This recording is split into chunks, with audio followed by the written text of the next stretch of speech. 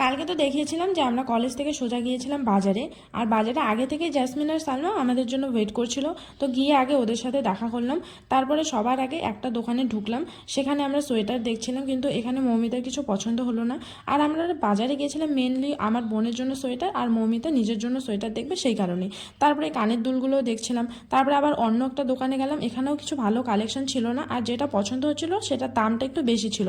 তো এখানেও কিছু নিলাম না। তারপরে ঘুরছিলাম ঘুরছিলাম অনেকগুলো দোকানেই ঘুরেছিলাম, কিন্তু মৌমিতার সেরকম কিছু পছন্দ হচ্ছিল না, আর আমারও ভালো লাগছিল না।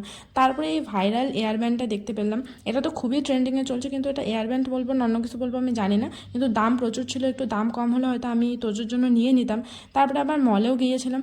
মলেও হচ্ছে জিনিসপত্র ভালো ছিল, কালেকশন ভালো ছিল, কিন্তু একটু দামটা বেশি ছিল। তো আমাদের অতটা বাজেট ছিল না, তো সেখানেও নিলাম না। শেষ অবধি একটা দোকানে মৌমিতা আর আমি আমার বোনের জন্য নিলাম। নেওয়ার পর নিতে নিতে তো একদম সন্ধ্যা হয়ে গেছিলো, আর সন্ধ্যার দিকে আমরা রুমে ফিরে আসি।